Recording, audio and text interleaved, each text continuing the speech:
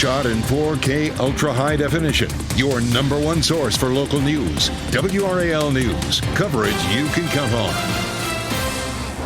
We will likely have some fog that develops as we head through the morning and some warmer temperatures. I'll show you what it will feel like. Multi-million-dollar deficit. The update we'll get today about how Durham Public Schools plans to address the budget shortfall. Helping children heal. The announcement we could hear as early as today to build a children's hospital in the Triangle. And two arch rivals coming together to make that happen. Good morning, everyone. It is 4:30. Welcome to your Tuesday. I'm Renee Chu. I'm Jeff Hogan. As we get things started here, it looks a little steamy out there. I don't know, a little bit of fog building up because it's a little bit warmer out there. Headed towards that warm up. Brenda Elizabeth Gardner in the WRAL Severe Weather Center. So you can see some of that behind you there. Definitely. That's the reason I pulled up our tall tower camera. Look here. You can see that sort of I don't know, looks a little hazy there in the picture. A little bit of fog, a little bit of low cloud cover starting to develop, but I feel like as we get through the morning, we may see more and more of it. It's not a problem right now. It's not really going to be a problem. It's just something that you'll notice this morning. And it's definitely mild, 40 degrees. We have a southwest wind that will continue to warm things up. And as we see that warmer air coming in, it's going to be breezy for us today. That southwest wind, about 15 to 20 with some gusts up to 30 miles per hour. But it won't be a cold wind. It'll be a nice mild wind. It's still cool this morning. 36 in Roxborough, 41 in South Hill, 47 in Fayetteville, 48 in Clinton. So temperatures are on the cool side. Still a jacket feels comfortable, but nice this afternoon as we climb up to 60. And I'll show you how many more days we have in the 60s this week. Today, families will learn more about how Durham Public Schools plans to address the nearly $7 million budget shortfall. WRAL's Laura Levine joins us live from DPS headquarters. And Laura, the Board of Education will receive an update during their meeting tonight. Jeff, good morning. As we know, Durham Public Schools is unfortunately used to dealing with money problems. And now today, school leaders will meet here at the Fuller Administrative Building behind me here to discuss how to tackle solutions to meet this deficit. As we know here, district leaders, they revealed their new finance team discovered that a massive shortfall of around $34 million and made some quick decisions to decrease that number by 80%. So that number comes from a variety of areas, such as 315 positions not accounted for, payments to charter schools when a child leaves the district for a charter school, the child nutrition program costs, and even rising utilities. So the new chief financial officer, Jeremy Teeter, he says the loss of COVID relief funding also played a role in this. We don't have that safety net anymore, and Durham, like other school districts, is just having to think a lot more thoughtfully about when are we going to fund something, when are we going to expand something, when do we add a position. And I feel like a lot of districts did get into a very comfortable place of, yep, we can do it, we've got ESSER money. And so I think we're going to have a major shift in thinking. So Superintendent Anthony Lewis, he says that he is trying to meet individuals where they are and being more transparent here in the community. He wants to have a budget series with teachers, students, and community members. Among that, also with that event and meeting happening today, they're going to meet here at 6:30 tonight. Of course, this is a public meeting. Laura Levine, WRAL News. We're live in Durham. UNC and Duke Health are in talks to build the area's first dedicated children's hospital. It would have 500 beds. The project could cost around $2 billion and create thousands of jobs. A location for the project has yet to be finalized. A pause on federal grant and loans is expected to go into effect later today. The White House Budget Office ordered that pause. It is the latest move by the Trump administration to control federal funding. The administration says the pause will give it a chance to review programs and determine the best uses for federal money. The pause will not affect Social Security, Medicare benefits, or other assistance provided directly to individuals. The Trump administration says it will not slow down its mass deportation effort across the country. Data first obtained by NBC News shows Immigrations and Customs Enforcement arrested nearly 1,200 people on Sunday alone. A senior administration official tells NBC News that only about half of the people who are arrested have prior criminal history. Agents say collateral arrests are always possible. Yeah, I definitely expect it to happen. I mean, we have the laws on the books and our officers are out there.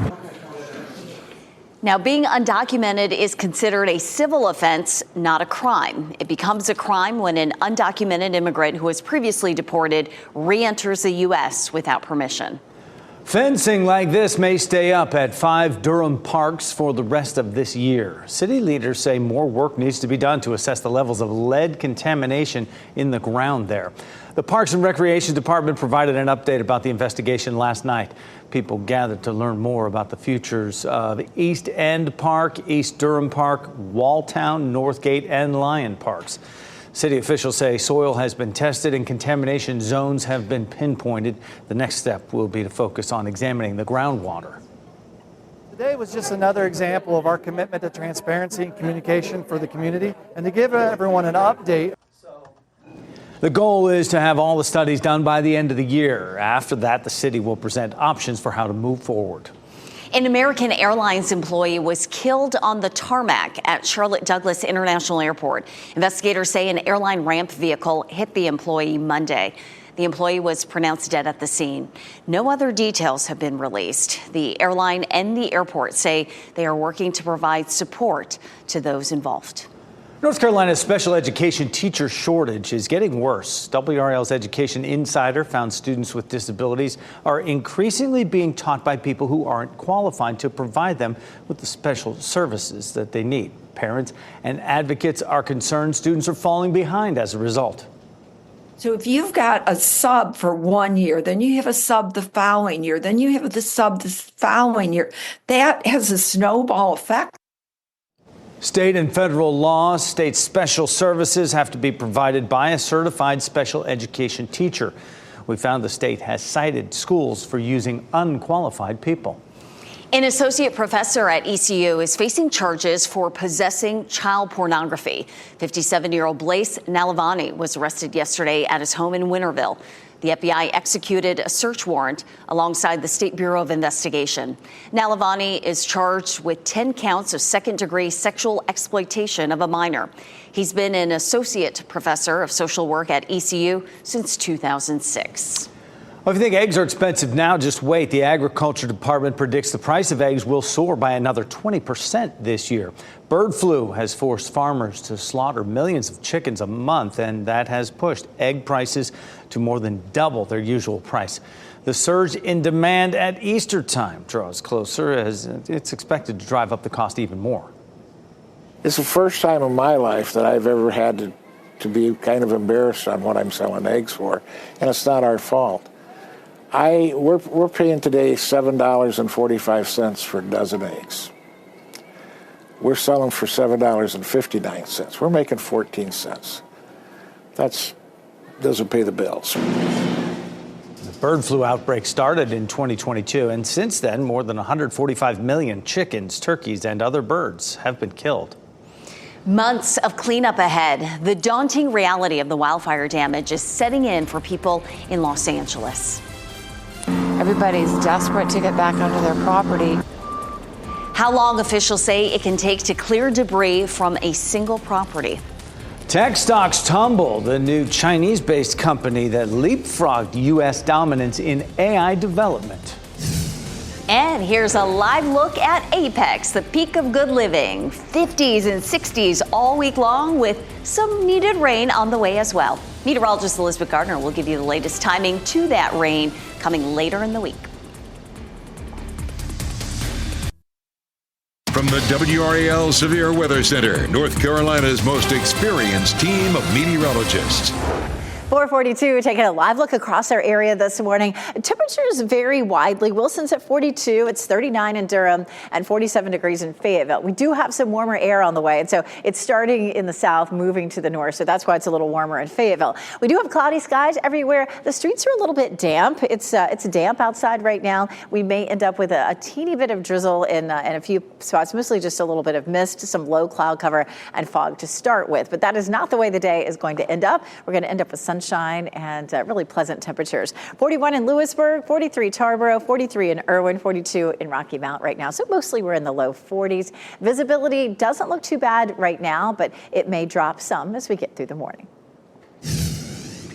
Elizabeth, thanks. Nearly 3 weeks after wildfires destroyed thousands of homes in Southern California, shock is giving way to frustration for people trying to clean up. The U.S. Army Corps of Engineers tells residents it could take 18 months just to clear the debris before owners even begin to rebuild. That timeline is leaving many families in limbo. It's not feasible. How are people going to live in that timeline? How do people's loss of use cover them when they're still paying their mortgages, when they're now paying rents on top of it? State and city leaders are vowing to speed up the timeline. Officials say it can take up to 10 days to clean out a single property, and more than 15,000 homes are destroyed. A 15-year-old girl who may have been abducted from Moore County is safe. The FBI and State Bureau of Investigation say the girl was found in Michigan. She was last seen in Aberdeen Friday night. Investigators believe 18-year-old Isaiah Steed drove from Michigan to North Carolina to pick the girl up. FBI agents arrested him. We're working to learn what charges he may be facing. Wall Street will have an interesting start this morning. Big tech stocks plummeted yesterday after a China-based artificial intelligence company announced its new AI tool. This came as a Chinese company called DeepSeek unveiled a ChatGPT-like model that can compete with U.S. tech giants, but at potentially a fraction of the cost. Several tech companies are scheduled to report earnings this week, and analysts say this announcement could result in major market movements in the near future.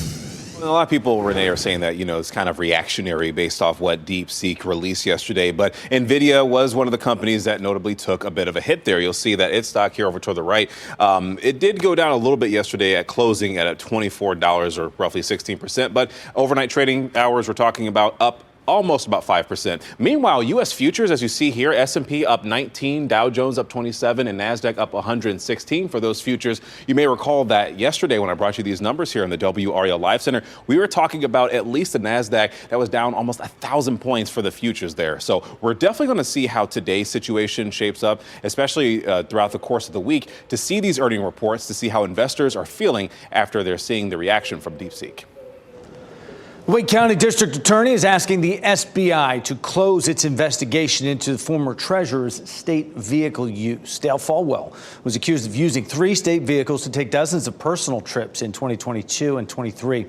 Wake DA Lauren Freeman says Falwell reimbursed the state more than $6,000, which accounts for the costs associated with his car. She also added his term as state treasurer ended December 31st, and he's no longer employed by the state. No charges were ever filed in the case, and the DA is requesting it be closed with no further action. Construction along Blue Ridge Road in Raleigh will be underway for at least the next year and a half, and some people who live there in the area aren't happy about it. The widening project is split into 2 phases. Phase 1 is Blue Ridge Road South. That's the larger portion already under construction. Phase 2 is Blue Ridge North. It's smaller but more complex and includes a pedestrian tunnel. Some who live and work there tell WRAL they hope the construction is worth it. Anyone travels this road, there's nowhere to walk if you have a dog or to get to this park. So hopefully it will be beneficial. The city hopes to have the entire $26.6 million project complete by the end of 2026. Raleigh city leaders want to hear what you think about transportation safety. The first meeting is tonight. The city will hold 5 public meetings over the next month. The input will help shape Raleigh's Safe Streets for All plan. The city wants to eliminate serious injuries and deadly crashes by 2045. The plan also is designed to make the transportation system safer and easier to use. Tonight's meeting is at the Barwell Road Community Center. Google says its maps will use new names for Denali and the Gulf of Mexico proposed by President Donald Trump when federal maps make the switch. In an executive order signed his first day in office, Trump ordered the Interior Secretary to make the changes within 30 days. And the order asks Denali, a mountain in Alaska, to be called Mount McKinley. Alaska's 2 senators opposed the change, saying Denali serves as a needed reminder of the state's indigenous history. Trump also wants the Gulf of Mexico to now be called the Gulf of America. Investigators are looking for clues to figure out who broke into a Dutch museum and stole ancient artifacts. Take a look at the security footage as you see thieves breaking into the Drents Museum, and then you see an explosion there. They stole a 2,500-year-old golden helmet from the Dacia civilization located in present-day Romania. Also missing 3 gold bracelets like this. The museum's director fears the thieves will melt the artifacts down for gold. The Dutch police say they're investigating a nearby car fire in connection with this. They believe the thieves set one car on fire and then escaped in another. Today, Campbell University will host a ribbon cutting for its new Risk Management Institute. The school will train future leaders in assessing insurance risks and research. This field is increasingly important as major weather events like Hurricane Helene hit unprecedented areas. Today's ribbon cutting is at 1 p.m.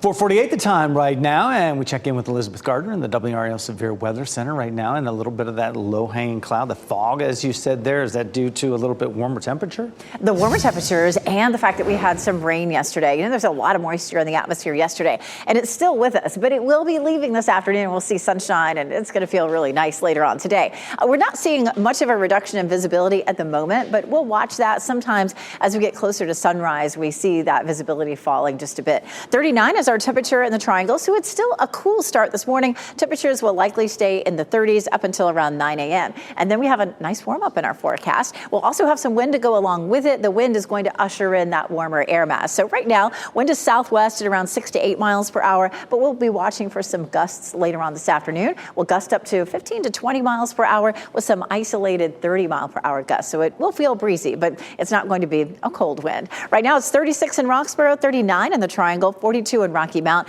The warm air is down here to the south, and it will continue to lift northward, but it'll take a little while for it to get here. So it's warmer, 47 in Fayetteville, 48 in Clinton right now. Around town this afternoon, 60 in Raleigh, Durham, 62 in Fayetteville. So it'll feel real comfortable with a good bit of sunshine that arrives by around lunchtime. We are looking at another chilly night. Temperatures will be down into the mid-30s again because we'll have clear skies. But our afternoon warm-up continues.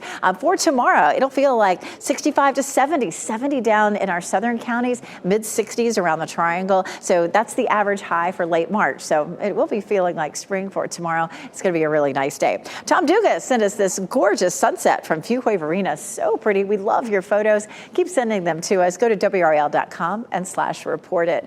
Let's take a look at our big picture here. The blue shaded area is where temperatures are below normal. And we have that nice warm up that begins today and continues all the way into the next several days. And that's going to help our temperatures to warm up. And of course, that's going to be something that I think a lot of folks will enjoy seeing. We take a look at our temperature for tomorrow, 67, 69 on Friday. We do have some rain overnight Friday night into parts of Saturday. We'll talk about how that could affect your weekend plans coming up.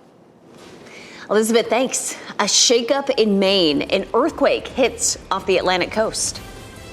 It sounded like a jet taking off almost, like brrr, and then the whole building just shook. We'll hear from people who experienced the rare quake. Super Bowl party prep. How much you can expect to pay for food and drinks if you are hosting a party for the big game.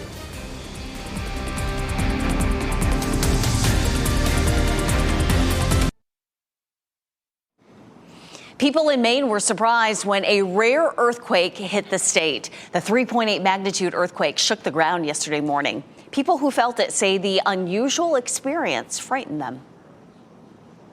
I literally thought my house was blowing up. It felt like something just landed on the house. I was upstairs and exercising, and then all of a sudden the house just started shaking like crazy. Wild. People in Massachusetts and Rhode Island also felt the tremor. No injuries or damage to buildings was reported. A groundbreaking Oscar-winning film is returning to theaters. David Daniel has that story in today's Hollywood Minute.